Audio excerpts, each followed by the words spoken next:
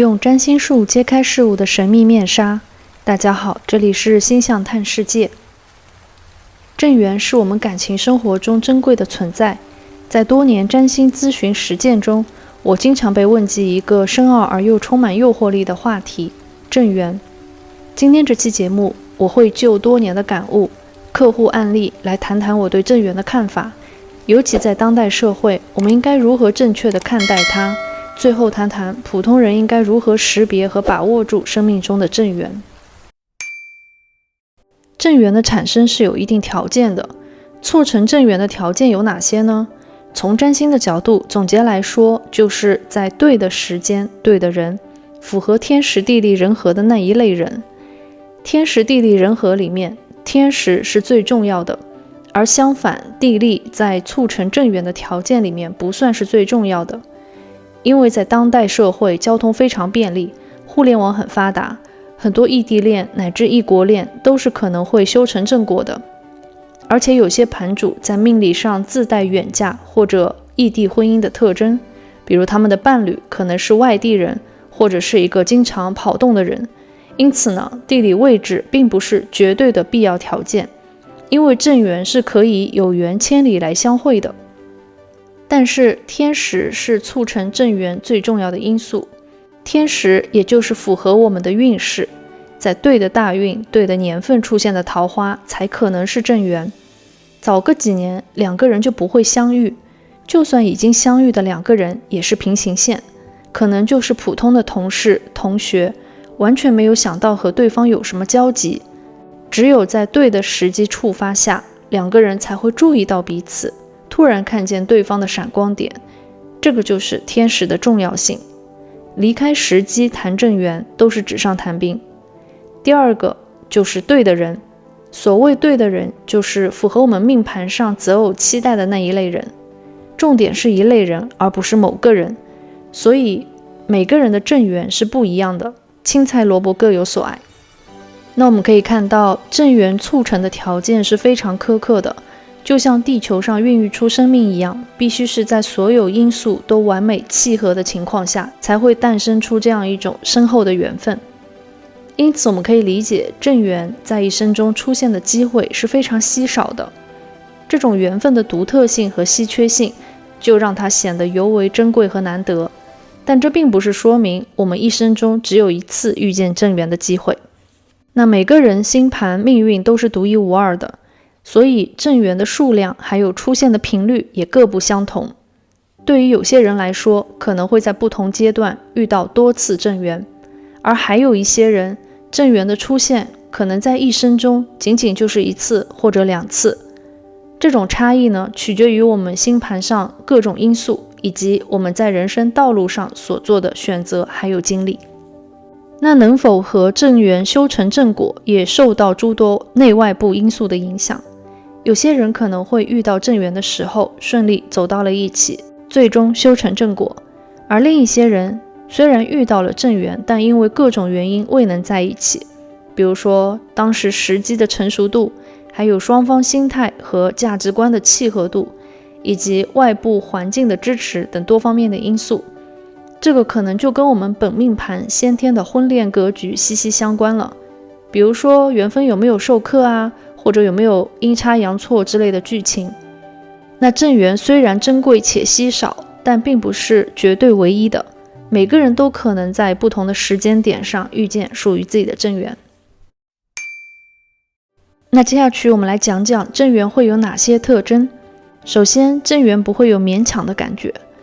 不会觉得哪哪都不对劲，为了谈恋爱而谈恋爱，或者为了结婚而结婚。正缘呢，会有一种水到渠成之感，两个人的进展是相对顺利的，好像有一种双向奔赴的感觉。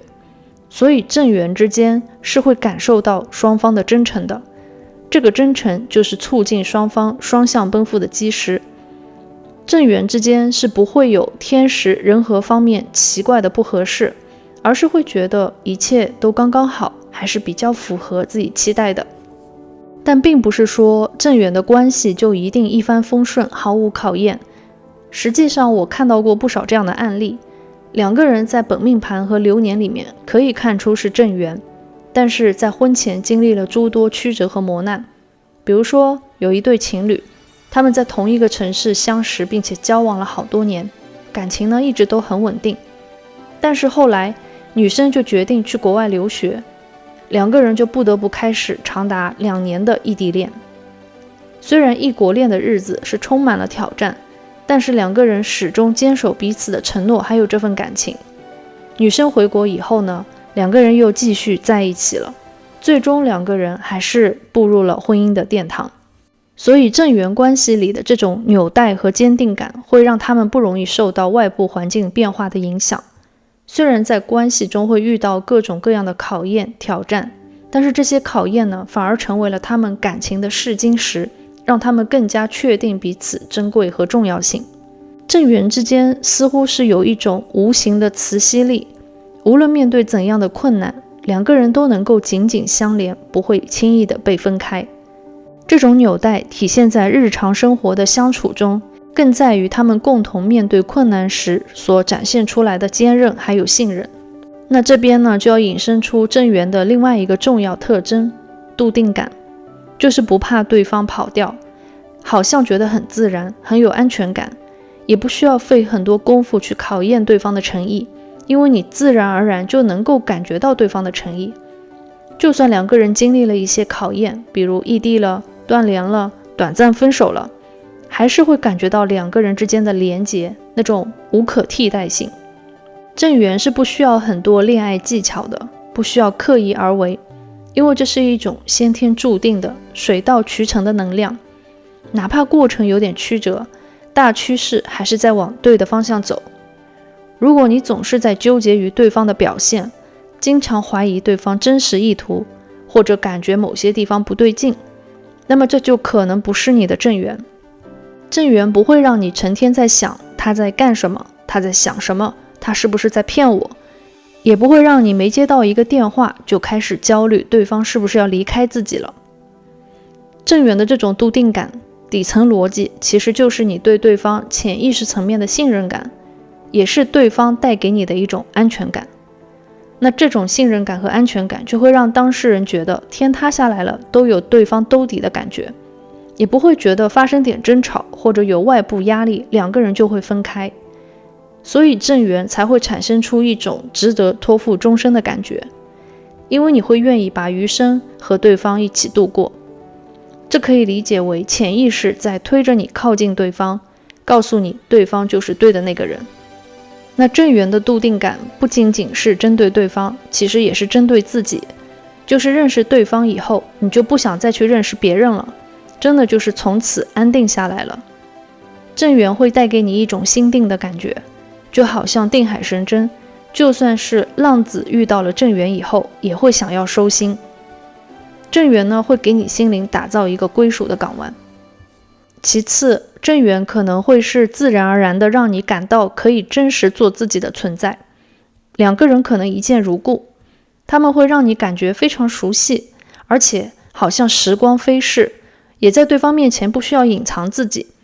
在一起的时候，你们很容易找到各种话题，即使保持沉默也不尴尬，时间久了呢，也不会感到厌倦。正缘就让你们感觉仿佛按下了时间的加速键，一眨眼好像几年就过去了，绝对不会有跟对方在一起度日如年的感觉。然后呢，正缘其实是一种非常轻盈的存在，它不一定是一见如故或者深刻到心灵深处，而是一种无时不在、自然舒适的感觉，就像空气一样无处不在，我们离不开它，却又看不见它，每天都在接触。正缘呢，可能也是这样一种存在，就像唇齿相依一般自然，是很稳定的陪伴，给我们带来灵魂上的滋养。正缘不会是让人感到很突兀的能量，正缘有可能就是像空气一样，在一起的时候好像很自然，每天好像过得很快，对方好像也没有那么重要，但是分开以后绝对会感觉到很痛苦的这么一种存在。正缘的深刻性往往不是一开始就很突出的，反而是分开以后才显得深刻，因为正缘太稀缺了，很难再找到同样的存在。而烂桃花呢，恰恰相反，烂桃花就是跑上来就给人感觉印象很深刻，但是分开以后云淡风轻，就好像擦肩而过的路人，不会再去回忆起彼此的种种。所以正缘很重要的一点就是两个人之间的连结，这种连结是心跟心层面的，也是灵魂层面的。我们常说的灵魂伴侣、双生灵就是正缘的一种。而烂桃花或多或少会有很多层面跟自己是不搭调、不匹配的，越是交往越有可能会感觉到，比如要么觉得时机不对，一方还不想安定下来，还没有做好长期关系的准备，要么就感觉对方有某些性格特征是不能满足自己需求的，所以这样的关系就容易变成短则，也就是只能走一段的烂桃花。这个就是很明显烂桃花的信号，就是哪有不对的地方。而正缘不一样，两个人之间的连结很深，因为彼此内在深层需求是匹配的，所以彼此会感觉冥冥之中好像和对方断不开。有一些灵性强一点的盘主呢，甚至可能会在跟对方初次相遇的时候很快就有感觉，觉得对方一见如故，或者会做梦梦到对方。那这边呢，我们又可以详细的再来讲一下烂桃花和正缘之间有什么区别，我们如何在桃花中辨别出正缘呢？在分辨烂桃花和正缘的过程中，我们需要观察相，相在关系里是非常重要的。所谓的相就是现象，而我们需要做的就是透过现象看本质。在互动的过程中，我们可以很容易的辨别出烂桃花和正缘的区别。烂桃花的特征可能会表现为短暂的选择、不诚恳的态度，比如说一方对另一方缺乏真心，或者认为两个人彼此不合适，时机也是不对的。此外呢，彼此的需求不匹配，常常会有莫名其妙的事件干扰两个人的进展，导致关系的离心力过重，仿佛有一种无形的力量在劝阻他们继续前进。那这样一段关系就像是被命运所排斥，注定无法长久，就感觉像是有神的劝阻。相反，正缘的特征呢，可能是长远的选择，双方共同的诚意，两个人都有意愿让这段关系继续发展，而且也会感觉到时机恰到好处，所以呢，就会让双方的心里充满了那种笃定感。在相处的过程中，两个人也会感觉到和谐、合适，甚至有一些莫名其妙的事件，反而成为了两个人在一起的助推力，就好像命运齿轮在默默的转动，推动两个人朝着共同目标前进。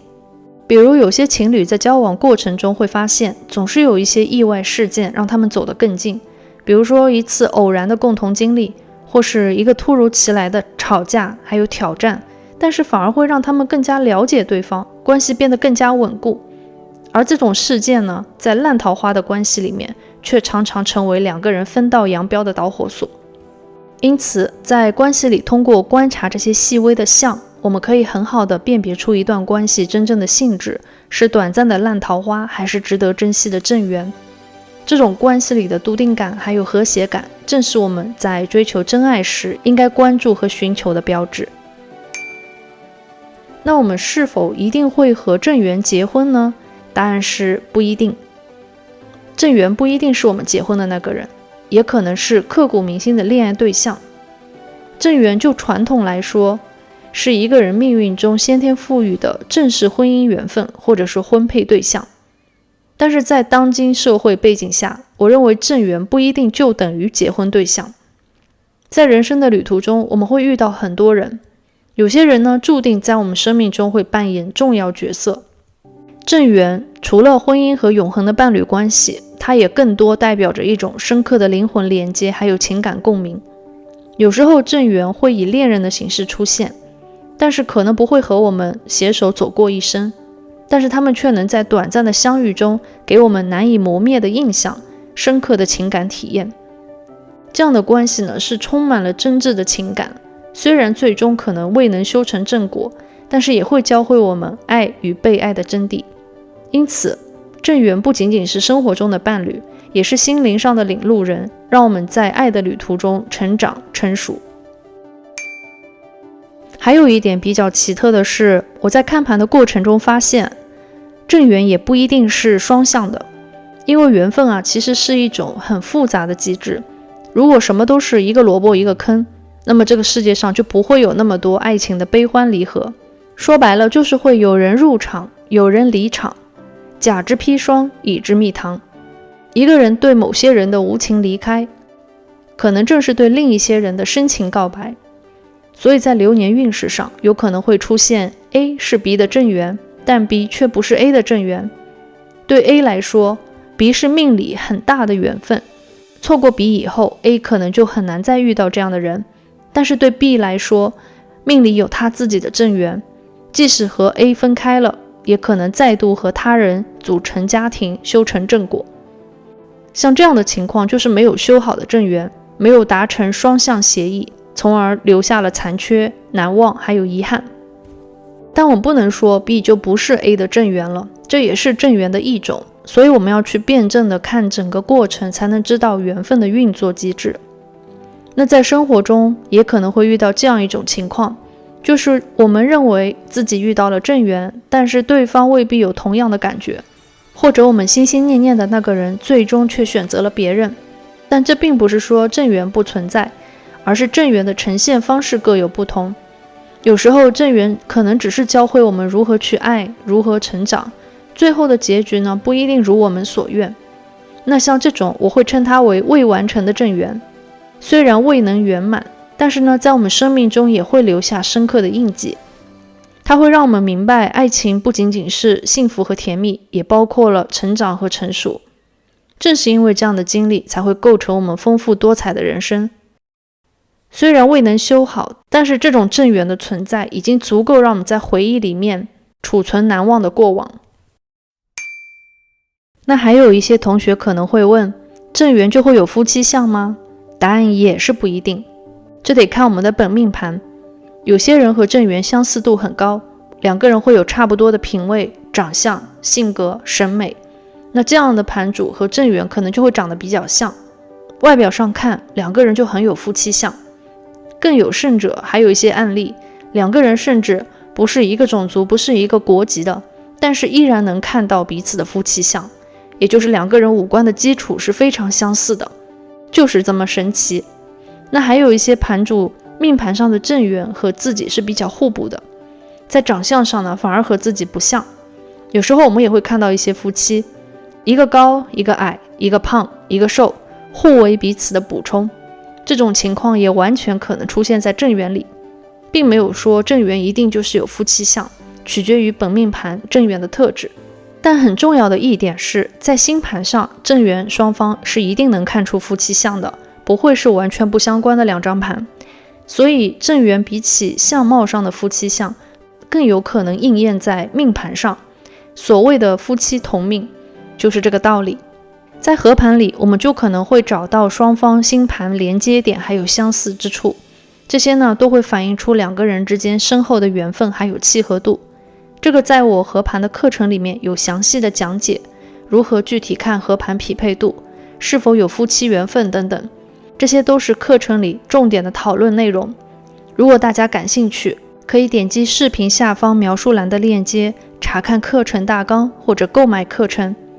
那课程中不仅会教你如何去解读合盘，也会帮助你更好的理解、辨识你的正缘，如何经营关系，从而在情感中找到更深的共鸣和连接。那前面我们讲了烂桃花和正缘的区别，有没有可能化烂桃花为正缘呢？一般烂桃花指的是短择对象，看似不靠谱或者不合适的恋爱关系，也可能是一些风流韵事。